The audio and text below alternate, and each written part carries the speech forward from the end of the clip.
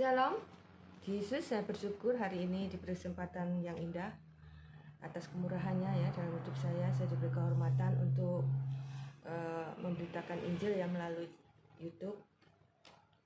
Saya bersyukur ya di acara sajian hidup saya yang ke-43 ini di channel Bukit Sion.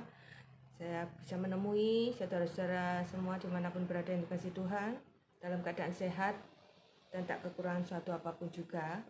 Semua ini karena anugerahnya yang melimpah dalam hidup kita, amin. Dan penyertaannya yang sempurna tentunya ya dalam hidup kita. Ada dua tema ya yang ingin Tuhan sampaikan melalui acara ini. Yang pertama yaitu apa ya yang sudah kita berikan untuk Tuhan Yesus. Itu tema yang pertama. Jadi apa yang sudah saudara dan saya lakukan untuk Tuhan Yesus yang memberi kesan di hati Tuhan Yesus. Itu tema yang pertama. Jadi ada dua tema. Yang kedua yaitu butuh iman ya atau percaya untuk menerima jalan baru dari Tuhan. Tema yang kedua, saya ulang ya, butuh iman atau percaya untuk menerima jalan baru dari Tuhan Yesus. Kita pelajari tema yang pertama dahulu. Kita harus menciptakan ya suatu kesan di hati Tuhan Yesus. Itu kita meneladani kisah Maria Magdalena yang dari Betania. Kita baca ya di Markus 14 ayat 3-6. Saya bacakan ya. Perikopnya Yesus diurapi. Ketika Yesus berada di Betania di rumah Simon si Kusta dan sedang duduk makan, datanglah seorang perempuan membawa suatu buli-buli pualam berisi minyak narwastu murni yang mahal harganya. Setelah dipecahkannya leher buli-buli itu, dicurahkannya minyak itu ke atas kepala Yesus. Ayat 4. Ada orang yang menjadi gusar dan berkata seorang kepada yang lain, "Untuk apa pemborosan minyak narwastu ini?" Ayat 5. Sebab minyak ini dapat dijual 300 dinar lebih dan uangnya dapat diberikan kepada orang miskin. Lalu mereka memarahi perempuan itu. Ayat 6. Tetapi Yesus berkata, "Biarkanlah dia. Mengapa kamu menyusahkan dia? Ia telah melakukan suatu perbuatan yang baik padaku." Amin. Jadi yang menurut manusia itu tidak baik ya, menurut Tuhan itu baik. Jadi ada perbedaan yang mencolok ya di peristiwa ini, di mana menurut murid-murid Tuhan Yesus perbuatan Maria Magdalena ini suatu pemborosan dan suatu kesalahan, karena kalau minyak itu dijual ya hasilnya itu lumayan besar dan sangat cukup ya untuk membantu orang miskin. Nah, itu alasannya masuk akal ya. Tapi menurut Tuhan Yesus pendapat murid-muridnya itu kurang tepat ya, karena menurut Tuhan Yesus perbuatan Maria Magdalena ini dianggap suatu yang baik dan mampu ya menciptakan suatu kesan di hati Tuhan Yesus. Jadi tema ini kita harus mampu juga ya menciptakan suatu kesan di hati Tuhan Yesus dengan perbuatan kita seperti Maria Magdalena ini. Kita tahu ya bahwa pada saat Maria Magdalena ini masuk ke ruangan tersebut ya, ruangan tersebut tuh berisi banyak pria ya, dan tidak ada seorang pun wanita di sana. Mungkin acaranya khusus untuk laki-laki ya. Jadi Maria Magdalena ini sepertinya ya tidak diundang di acara tersebut karena dia perempuan. Tapi Maria Magdalena ini dengan hati yang tulus ya, hati yang penuh kasih ya, nekat masuk ke ruangan tersebut untuk menemui Tuhan Yesus. Ada penyerahan diri ya dari Maria Magdalena ini. Ada penyerahan diri yang di dalamnya ada ketulusan kasih. Kita harus meniru Maria Magdalena ini ya. Kalau kita ada penyerahan diri ya, yang di dalamnya ada ketulusan kasih kita pada Tuhan, itu mampu ya menciptakan suatu kesan di hati Tuhan Yesus. Itu yang harus kita lakukan ya, seperti Maria Magdalena ini. Jadi ada suatu hubungan ya, saat kita menyerahkan diri itu ada suatu hubungan yang indah antara kita dengan Tuhan Yesus. Jadi memang penyerahan diri itu mahal harganya ya. Ada harga yang harus dibayar saat kita berserah penuh pada Tuhan ya. Itu adalah suatu hubungan ya, hubungan yang hidup, hubungan yang sangat erat, sangat intim dengan Tuhan, dan itu menyenangkan hati Tuhan ya. Kita lihat lagi ya di ayat berikutnya, yaitu di 1 Yohanes 4 ayat 8. Mari kita baca bersama 1 Yohanes 4 ayat 8.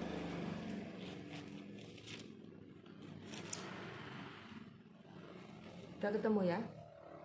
Saya bacakan ya. Barang siapa tidak mengasihi, ia tidak mengenal Allah, sebab Allah adalah kasih. Amin. Ayat ini sungguh jelas ya, bahwa kalau kita tidak memiliki kasih ya pada siapapun, kita tidak boleh membeda-bedakan sesama kita, meskipun perbedaannya mencolok pun ya, kita tetap harus mengasihi sesama seperti mengasihi diri kita sendiri ya, meskipun banyak perbedaan di antara kita ya. Kalau kita tidak punya kasih, kita bukan anak-anak Tuhan. Anak-anak Tuhan itu pasti memiliki kasih, karena Allah itu kasih, Tuhan Yesus itu kasih. Cuma kasih aja ya, tapi memang tidak semudah membalik telapak tangan ternyata ya. Meskipun cuma kasih, tapi butuh Roh Kudus ya untuk mempraktekkan kasih ini dalam kehidupan sehari-hari. Tanpa Roh Kudus ya, kita tidak bisa ya mempraktekkan kasih Tuhan Yesus ya dalam kehidupan kita sehari-hari. Kita butuh Roh Kudus ya. Jadi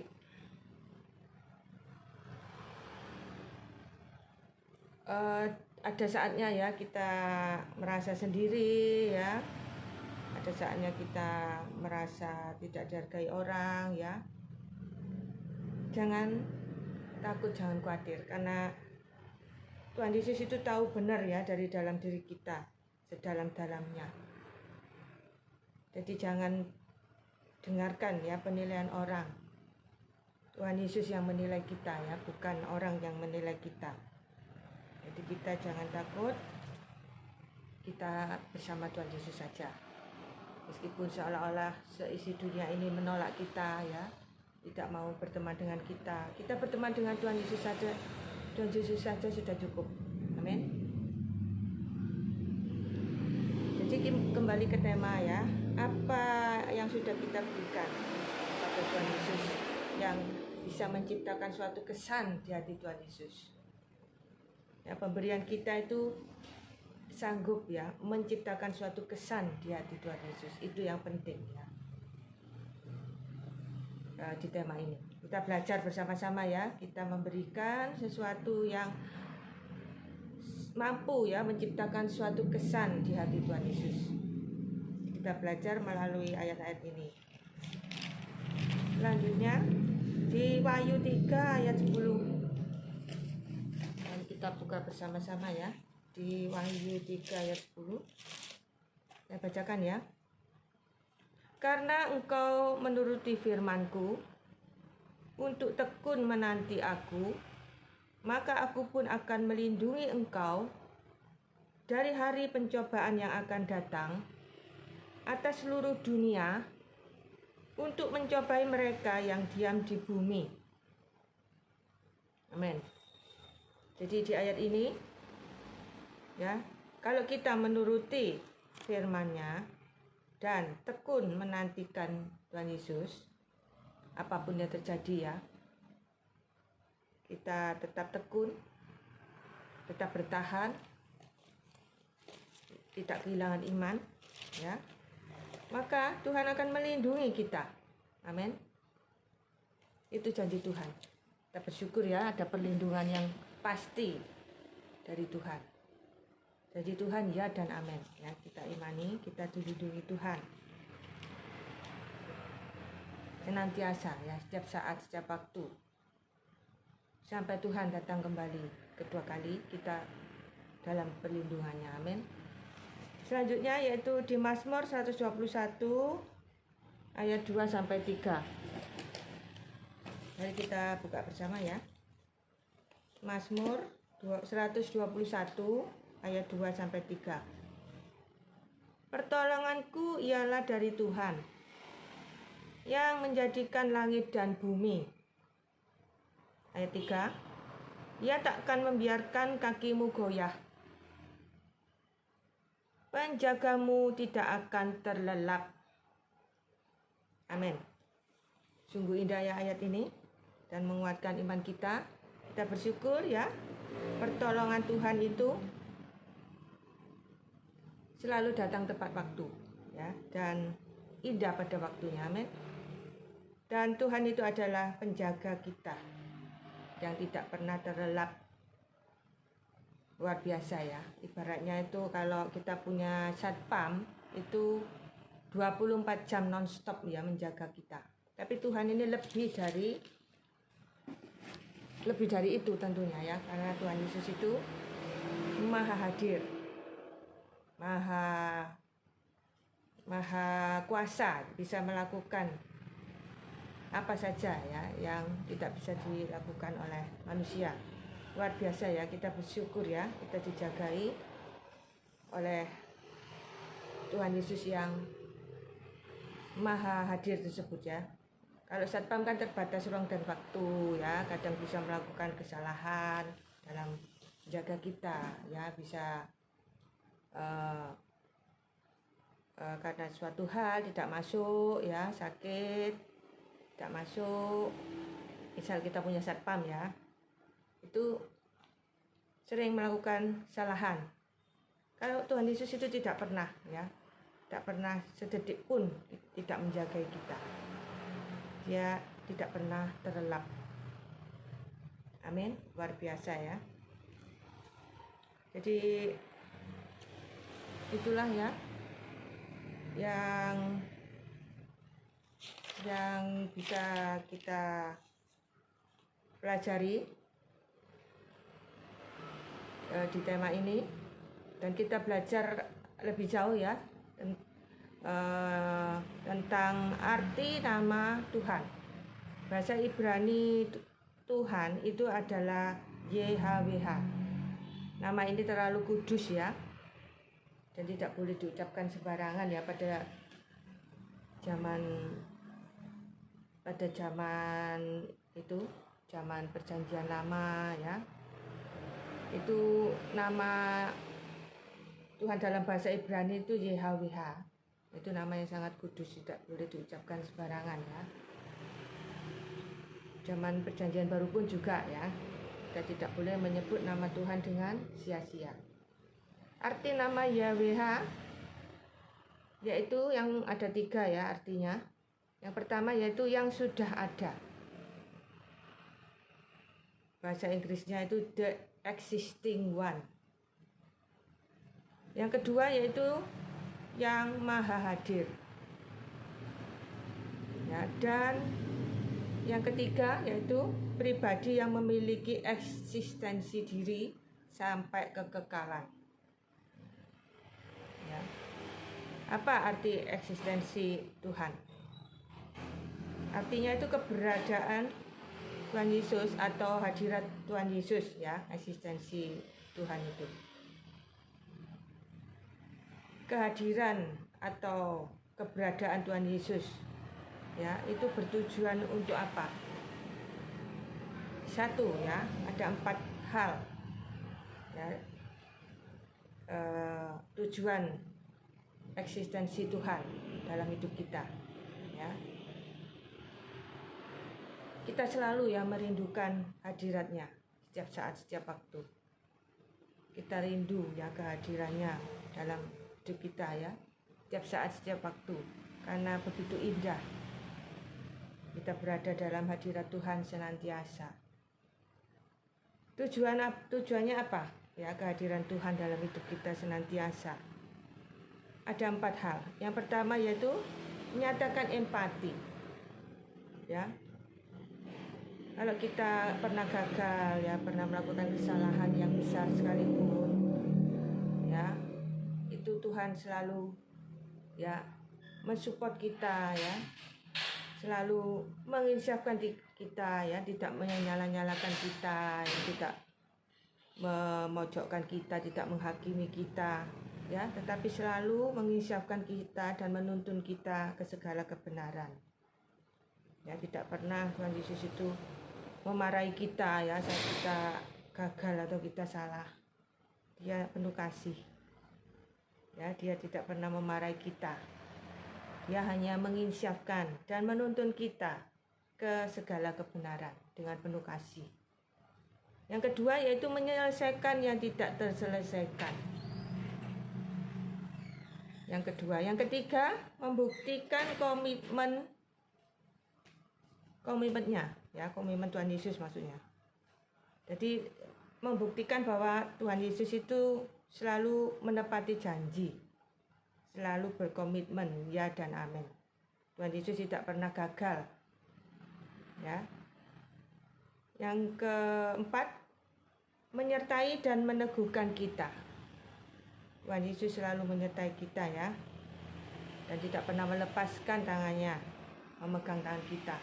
Sedetik pun tidak pernah melepaskan tangan kita, selalu menyertai kita kapanpun dan dimanapun kita berada, amin. Dan meneguhkan kita senantiasa. Saat kita gagal, saat kita jatuh, ya Tuhan selalu menopang kita. Ada ayatnya ya, 7 kali orang benar jatuh, 7 kali Tuhan membangkitkan orang tersebut, menopang orang tersebut ya, menolong orang tersebut. Saudara bisa cari ya ayatnya di Alkitab. Tuhan meneguhkan kita. Yang 7 kali orang benar jatuh itu. Jadi kita bisa salah ya, kita manusia yang tidak sempurna. Tuhan mengerti ya, kita bisa salah, kita bisa gagal ya. Tapi Tuhan selalu menyatakan empatinya.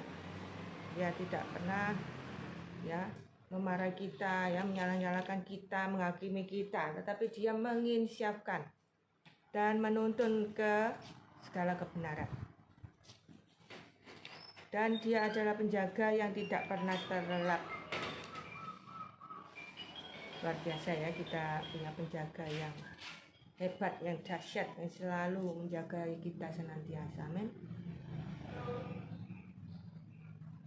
Ibaratnya itu ya, dosa manusia itu seluas alam semesta, kasih Tuhan Yesus itu lebih luas dari alam semesta ya. Di akhir zaman ini iblis itu memakai ketakutan ya, berusaha untuk menguasai manusia agar manusia menyingkirkan kasih Allah dalam hidupnya dengan berbagai macam cara. Dengan sekuat tenaga ya, iblis itu ibaratnya gitu sudah sampai titik darah penghabisan gitu ya, mungkin ya, menyerang kita dengan ketakutan ya, sehingga manusia itu dikuasai oleh ketakutan dan kekhawatiran agar manusia itu apa? Menyingkirkan kasih Allah ya dalam hidupnya. luar biasa ya, ini setan ini licik, hati-hati ya. Serangan setan itu akhir-akhir ini ya gencar ya, jadi kita harus selalu berdoa ya, minta kekuatan dari Roh Kudus ya, minta tuntunan Roh Kudus, melekat pada Tuhan supaya kita tidak dikuasai oleh rasa takut dan khawatir. Rasa takut dan khawatir tidak ada tempat di hati kita. Yang ada tempat di hati kita hanya firman Tuhan saja. Amin. Jangan menyediakan sedikit pun ya tempat di hati kita untuk kekhawatiran dan ketakutan ini. Jadi Allah memberi penggenapan karena kita menuruti firman Tuhan untuk kita tekuni. Ya, jadi kita harus menekuni firman Tuhan.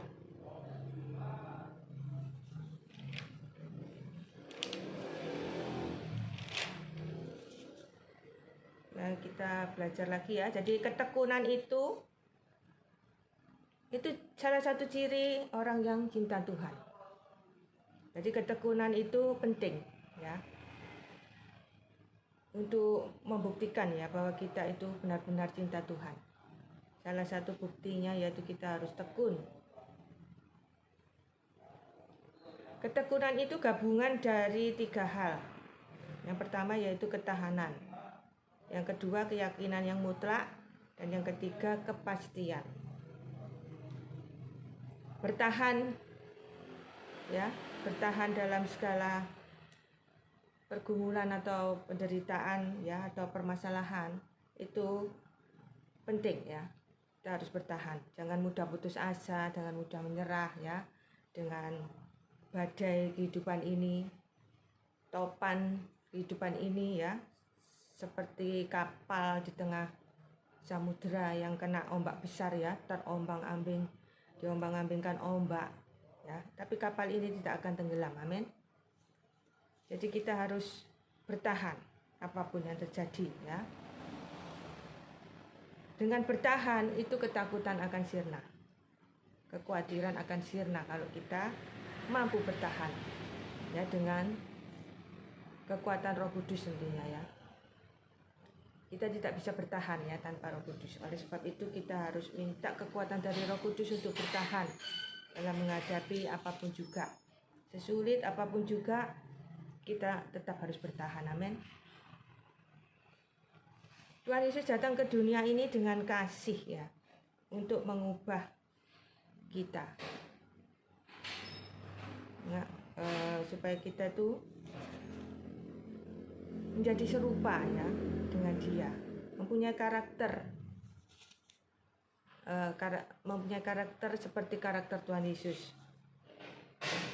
Ada perubahan besar dalam hidup kita, yaitu kita menjadi serupa dengan Tuhan Yesus dan kita mempunyai karakter ya seperti Tuhan Yesus. Amin.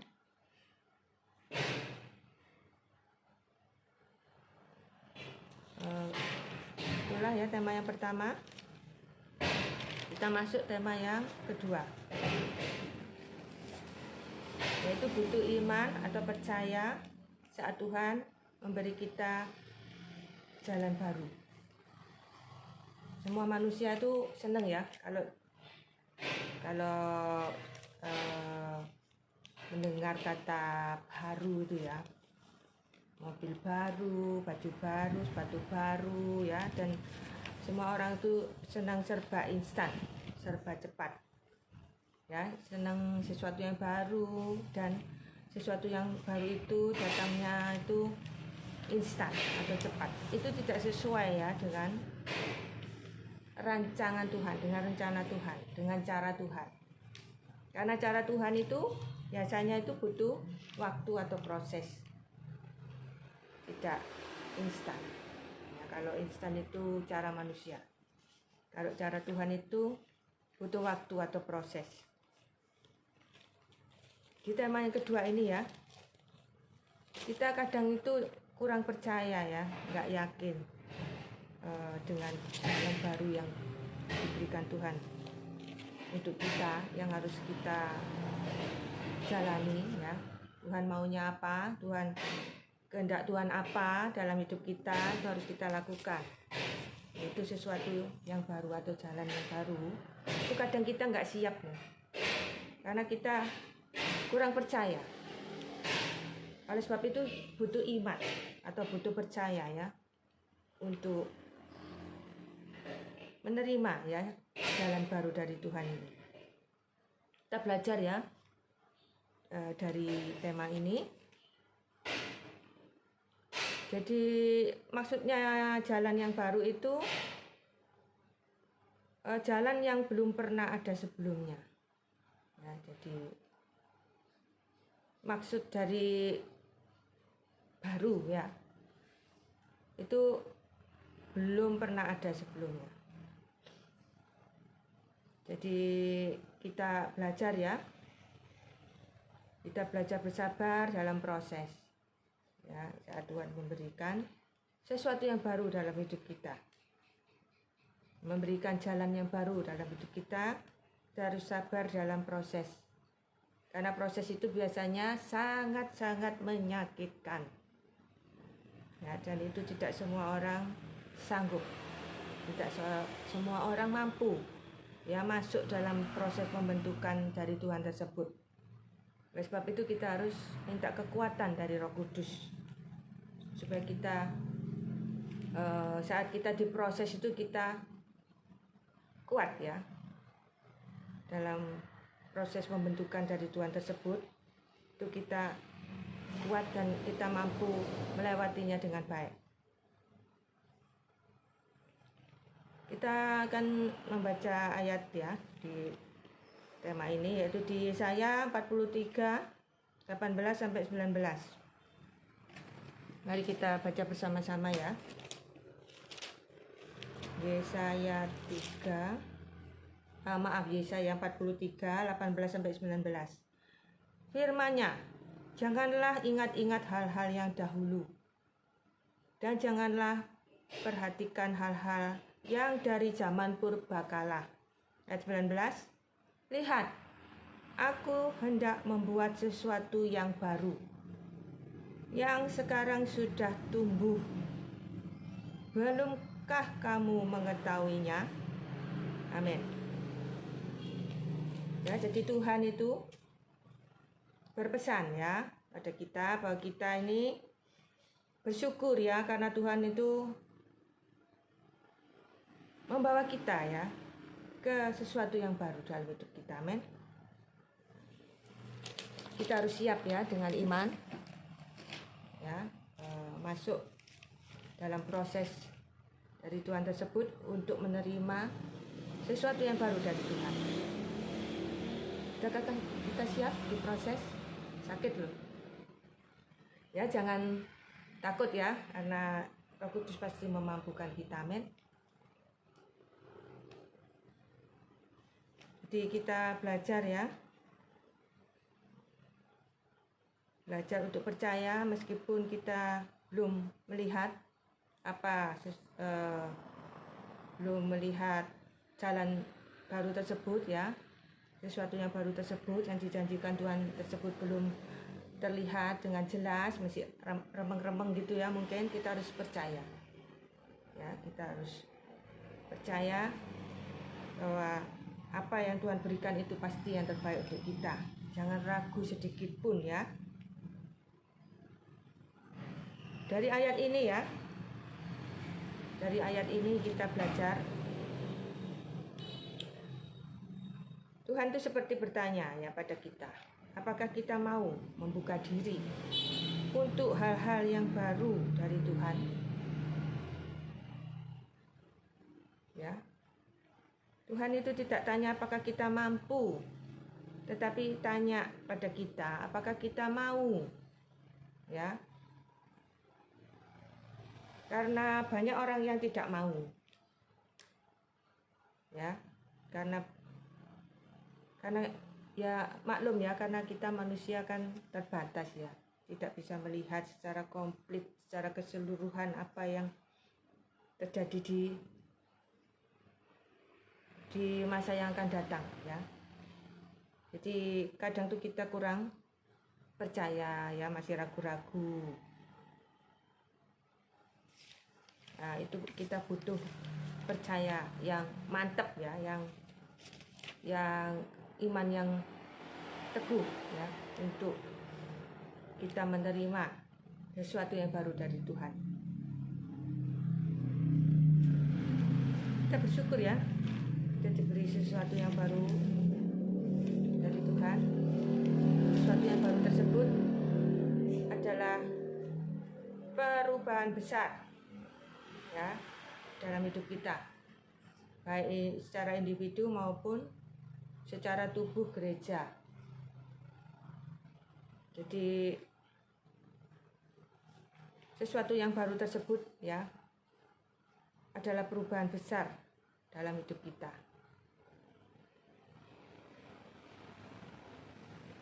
Sebelum kita menerima ya sesuatu yang baru dari Tuhan tersebut ya, sebelum terjadi perubahan besar ya dalam hidup kita, kita harus menjadi ciptaan baru terlebih dahulu. Itu syaratnya. Ya, jadi kenapa kok harus menjadi ciptaan baru terlebih dahulu?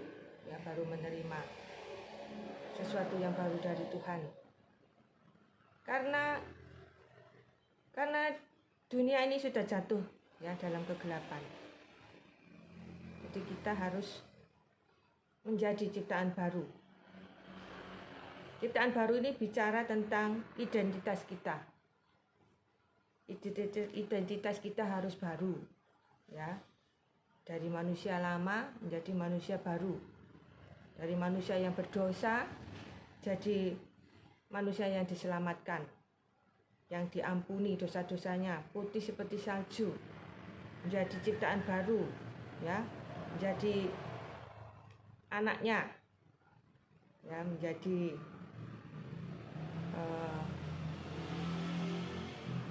ciptaan baru, menjadi anaknya ya. Kita sudah ditebus ya dengan pengorbanannya di kayu salib, dan kita sudah mempunyai identitas yang baru, yaitu kita anak Allah, anak Tuhan ya.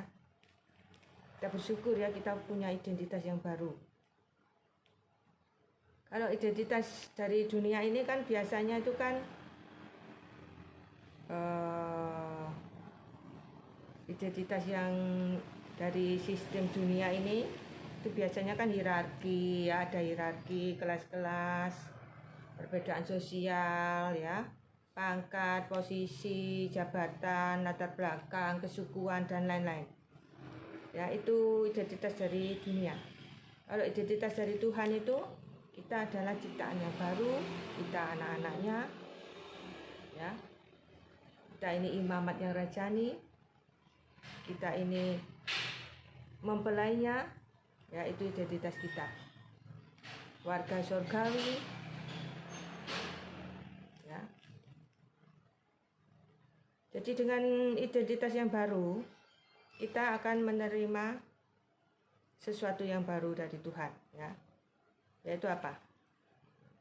Sesuatu yang baru dari Tuhan tadi, selain perubahan besar dalam hidup kita akan menerima langit baru ya, bumi baru. Itu ada di Alkitab ya, bisa saudara baca sendiri ya. Langit baru, bumi baru. Itu untuk siapa? Untuk kita. Amin. Kita bersyukur ya, Tuhan menyediakan langit baru dan bumi baru untuk kita. Amin. Kita baca lagi ya di Yeskiel 36, 24 sampai 28. Sudah ketemu ya? Mari kita baca bersama ya. Yeskiel 36 ayat 24 sampai 28. Aku akan menjemput kamu dari antara bangsa-bangsa dan mengumpulkan kamu dari semua negeri, dan akan membawa kamu kembali ke tanahmu. Ayat 25. Aku akan mencurahkan kepadamu air jernih yang akan mentahirkan kamu dari segala kenajisanmu dan dari semua berhala-berhalamu. Aku akan mentahirkan kamu. Ayat 26. Kamu akan kuberikan hati yang baru dan roh yang baru di dalam batinmu. Dan aku akan menjauhkan dari tubuhmu hati yang keras, dan kuberikan kepadamu hati yang taat. Ayat 27. Rohku akan kuberikan diam di dalam batinmu. Saya ulang ya, ayat 27. Rohku akan, ini ku besar ya, huruf besar. Roh Tuhan Yesus maksudnya. Rohku akan kuberikan diam di dalam batinmu, dan aku huruf besar ya. Aku akan membuat kamu hidup menurut segala ketetapanku, huruf besar lagi, dan tetap berpegang pada peraturan-peraturanku, huruf besar, dan melakukannya. Ayat 28. Dan kamu akan diam di dalam negeri yang telah kuberikan kepada nenek moyangmu, dan kamu akan menjadi umatku, dan aku akan menjadi Allahmu. Amin. Jadi di ayat ini ya, kita akan diberi hati yang baru, roh yang baru di dalam batin kita. Luar biasa ya, kita bersyukur ya, kita diberi hati yang baru ya. Ini berkat-berkat Tuhan yang luar biasa ya dalam ayat ini, dalam Yeskiel 36 ayat 24-28. Ya, ini salah satu ya berkat Tuhan yang luar biasa yang dijanjikan Tuhan, dan pasti kita terima karena janjinya ya dan amin. Dan banyak ya berkat-berkat Tuhan ya di dalam Alkitab ini ya, yang pasti kita terima. Kita bersyukur ya, Tuhan memberikan berkat-berkatnya yang melimpah dalam hidup kita ya. Berkat-berkat yang kadang tidak terpikirkan sebelumnya, yang tidak pernah timbul dalam hati kita, sudah Tuhan sediakan. Luar biasa ya, kita bersyukur Tuhan mengasihi kita ya dengan begitu besar, sehingga Dia memberikan banyak ya berkat-berkat, mungkin tak terhitung ya banyaknya berkat-berkat yang Tuhan sediakan bagi kita. Kadang kita lupa loh ya, kita masih mengeluh, menggerutu ya, masih kurang bersyukur, padahal Tuhan sudah menyediakan berkat yang tak terhitung banyaknya ya untuk kita. Selanjutnya kita tadi baca Yeskiel ya. Ya.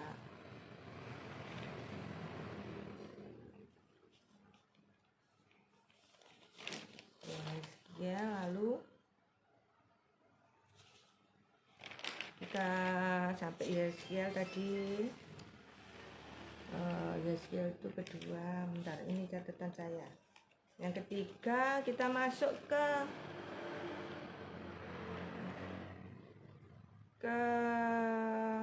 sebelum kita masuk ke ayat berikutnya ya, kita belajar dulu ya dari Yeskiel tadi. Dia taruh rohnya ya di dalam kita, luar biasa ya.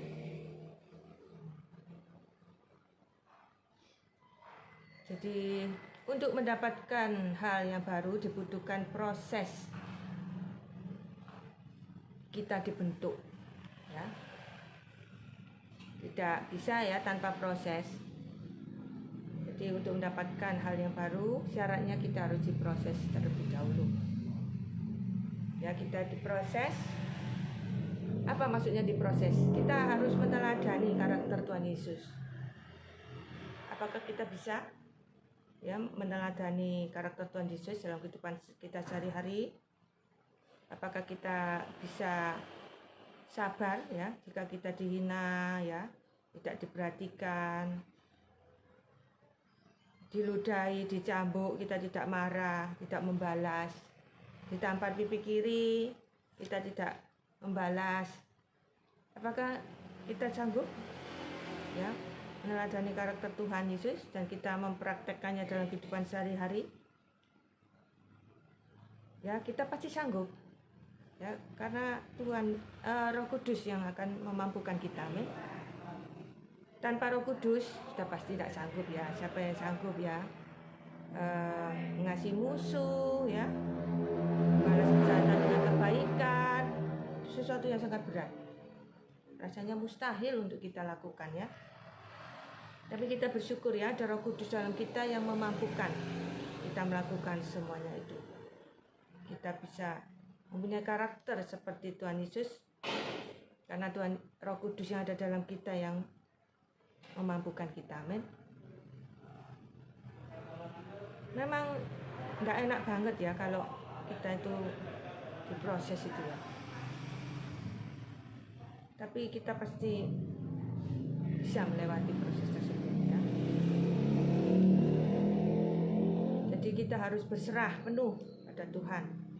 Ya, berserah itu bukan pasrah ya, bukan putus asa. Berserah itu suatu keputusan. Ya, saya mau mengikuti Yesus. Saya mau taat dan setia sampai mati mengiring Yesus. Itu berserah. Ya, itu suatu keputusan. Bukan putus asa. Ya, beda ya, berserah dengan putus asa itu beda. Kalau kita berserah penuh, itu suatu keputusan. Keputusan yang sungguh menyenangkan hati Tuhan ya. Kita mau ya masuk dalam proses, mau dibentuk ya untuk mempunyai karakter seperti karakter Tuhan Yesus. Masuk dalam proses pembentukan ya, di mana kita penuh dengan pengajaran-pengajaran baru tentang kasih Tuhan Yesus yang tidak pernah berhenti mengajar kita tentang kasih-Nya. Jadi Tuhan Yesus itu selalu memberikan pengajaran tentang kasih-Nya pada kita. Dan Tuhan Yesus tidak jemu-jemunya ya mengajari kita untuk mempraktikkan kasih-Nya dalam kehidupan kita sehari-hari. Kita dibentuk ya melalui proses dari Tuhan ya. Yang selanjutnya yaitu Kidung Agung 2:11 sampai 12. Kita baca bersama-sama ya. Kidung Agung 2 ayat 11 sampai 12. Karena lihatlah, musim dingin telah lewat. Hujan telah berhenti dan sudah lalu. Ayat 12. Di ladang telah nampak bunga-bunga. Tibalah musim memangkas. Bunyi tekukur terdengar di tanah kita. Amin. Ya, jadi di ayat ini ya, di Kidung Agung. Jadi kita butuh iman ya. Kita butuh iman untuk kita butuh iman untuk masuk dalam proses pembentukan ini, untuk menerima sesuatu yang baru dari Tuhan. Jadi iman itu ibaratnya itu seperti benih, meskipun kecil sekali ya, tapi Tuhan Yesus berkata iman sekecil biji sesawi bisa memindahkan gunung. Nah, jadi iman itu mengambil langkah pertama ketika kita melihat janjinya digenapi dalam hidup kita. Tanpa iman ya, kita tidak bisa melihat janjinya digenapi dalam hidup kita. Jadi iman itu penting sekali. Yang selanjutnya yaitu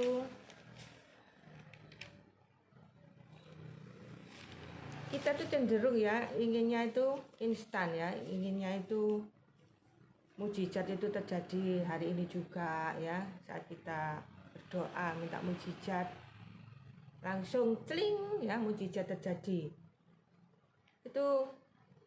Itu tergantung Tuhan ya. Tuhan mau kasih mujizat tling atau nunggu berapa hari atau nunggu berapa jam, berapa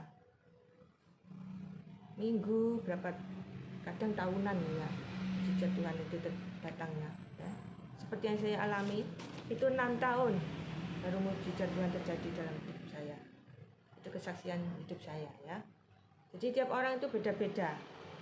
Tidak bisa minta mujizat sesuai waktu kita ya. Itu mujizat itu tergantung Tuhan. Kapan datangnya, caranya bagaimana ya. Kita harus belajar percaya ya. Pertolongan Tuhan selalu datang tepat waktu. Amin. Dan Tuhan tidak pernah ya sedikit pun meninggalkan kita, melepaskan kita. Jadi tenang saja ya. Jadi kalau belum terjadi mujizat, tenang saja ya. Kita harus menunggu dengan iman. Apa yang ingin kita mengerti ya? Apa yang ingin Tuhan Yesus, maksudnya Tuhan Yesus itu ingin kita mengerti ya, bahwa Tuhan Yesus itu melakukan sesuatu yang baru buat kita. Tetapi ada proses. Ya, di proses itulah nanti ya, sambil menunggu ya sesuatu yang baru itu digenapi dalam hidup kita, itu dalam proses menunggu itu ya, dalam proses maksudnya ya, dalam proses pembentukan itu orang dunia itu menonton kita loh ya, teman di kantor kita ya, tetangga kita, orang-orang di sekitar kita itu menonton kita. Kita ini seperti surat terbuka yang bisa dibaca oleh semua orang saat kita dalam proses untuk menerima ya sesuatu yang baru dari Tuhan. Oleh sebab itu kita harus senantiasa ya minta kekuatan dari Roh Kudus supaya kita bisa mempunyai gaya hidup ya sesuai karakter Tuhan Yesus. Kita dimampukan ya melakukan semua firman-Nya, menjadi pelaku firman. Kita praktekkan semua firman-Nya dalam kehidupan sehari-hari. Kita lihat juga di Filipi 1 ayat 6 ya. Mari kita buka bersama-sama. Filipi 1 ayat 6.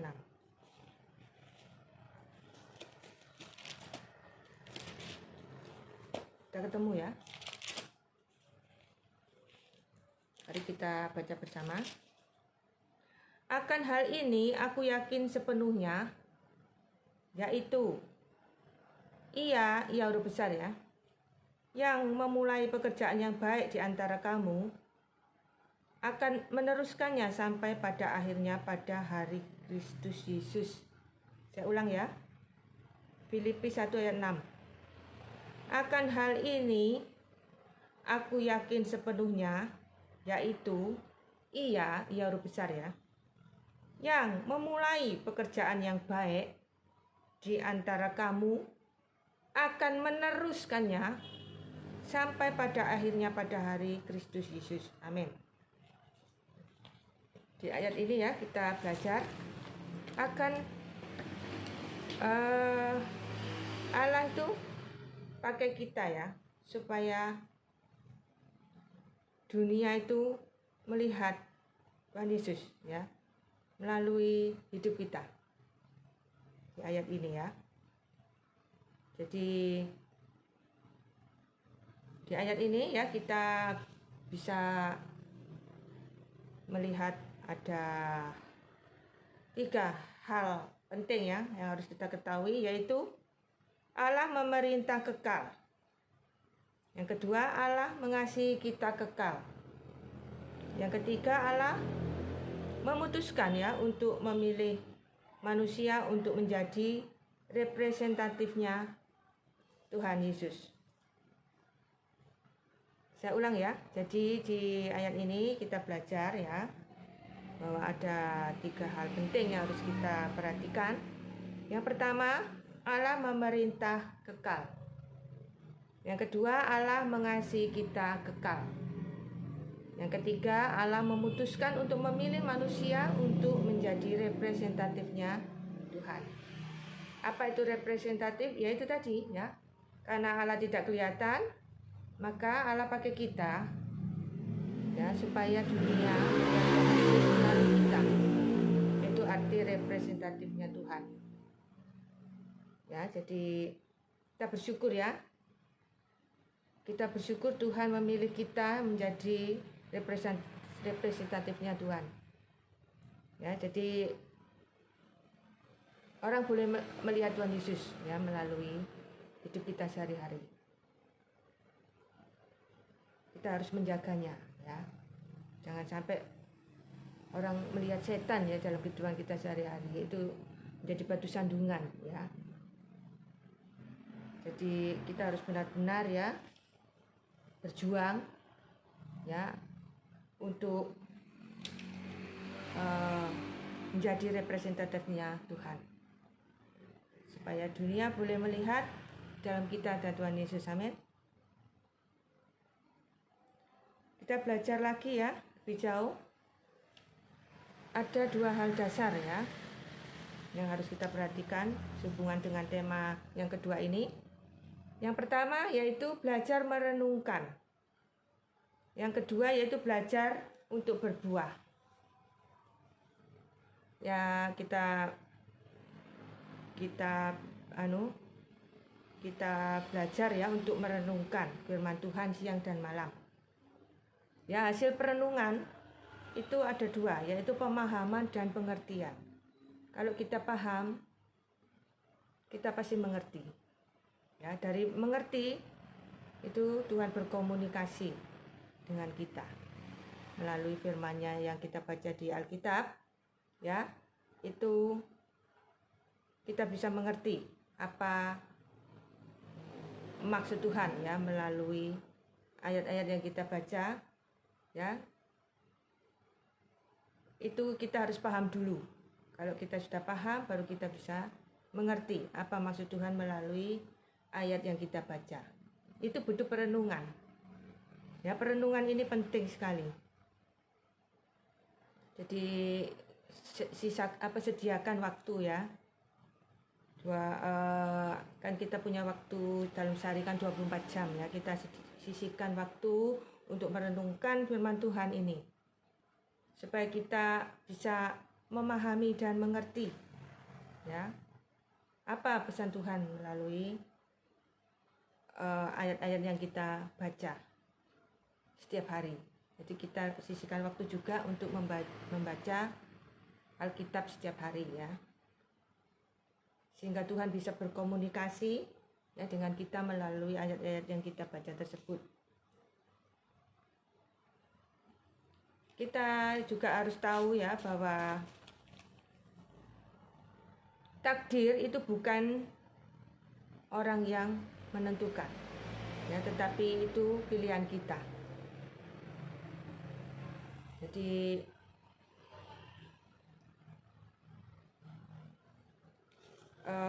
kita harus tahu ya bahwa jika kita tahu untuk menabur dalam kebenaran, maka tuaian yang baik akan menjadi takdir kita. Itu takdir. Ya, jadi takdir itu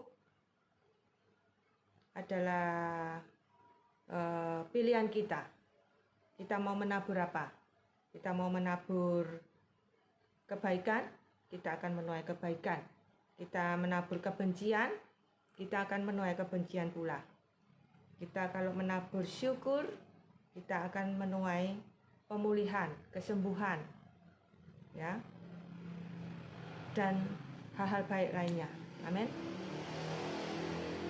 Jangan lupa ya untuk menabur, bersyukur, karena bersyukur ini mampu ya,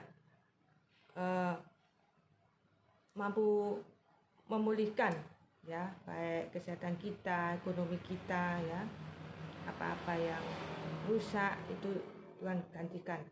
Tuhan perbaiki apa-apa yang hilang, Tuhan ganti. Itu dengan hanya bersyukur loh. Ayo kita menabur syukur. Ya, jadi kamu tabur apa ya kamu tuai itu. Itu pilihanmu ya, pilihan kita. Jadi jangan sampai kita salah menabur. Ya, kalau kita salah menabur, ya jangan sampai kita menangis kalau kita menuai taburan yang salah tersebut. Ya, jangan sampai kita menyesal jika kita salah menabur. Oleh sebab itu kita harus berhikmat, ya. Kita harus berhikmat, kita minta hikmat Tuhan, ya, supaya kita selalu menabur yang sesuai kehendaknya, ya, sesuai apa maunya Tuhan, ya, kita lakukan, kita tabur sesuai dengan kehendaknya, sesuai dengan apa maunya Tuhan, itu kita lakukan. Nanti kita pasti menuai berkat-berkat yang luar biasa dari Tuhan, ya, yang tak pernah kita pikirkan sebelumnya, yang tak pernah timbul dalam hati. Luar biasa, ya, itu Tuhan sediakan loh bagi kita kalau kita menabur kebenaran, ya. Ya, itulah pesan Tuhan, ya, hari ini.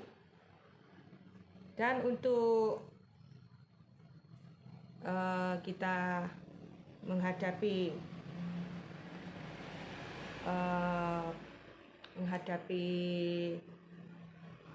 fakta, ya, yang akan terjadi ke depannya nanti di tahun 2024 ini, kita itu harus punya satu dasar pijak, ya, bahwa ada fakta yang kekal atau ada fakta yang abadi, ya, yang Tuhan taruh dalam diri kita, bahwa kita ini sudah jadi anaknya, kita ini sudah jadi ciptaan baru, ya.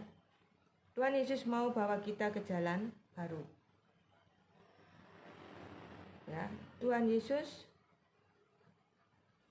mau, ya, kita itu menuruti apa yang diperintahkannya.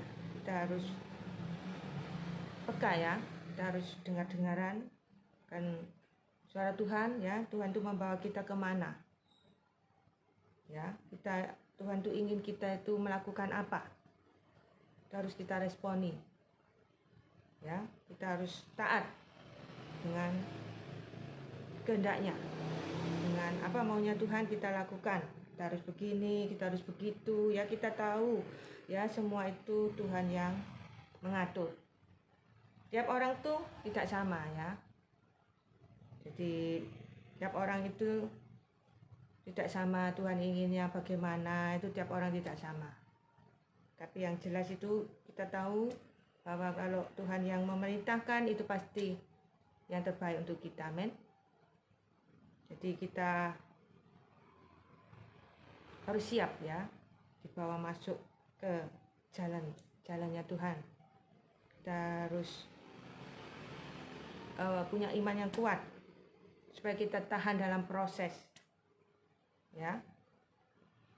Karena sesuatu yang baru tersebut syaratnya harus melewati proses yang kadang itu berat, ya, kadang itu sangat menyakitkan, dan banyak orang yang tidak sanggup, ya, tidak kuat dalam proses tersebut. Tapi kita bersyukur, ya, Tuhan memampukan kita masuk dalam proses tersebut dan dapat melaluinya dengan baik, amin.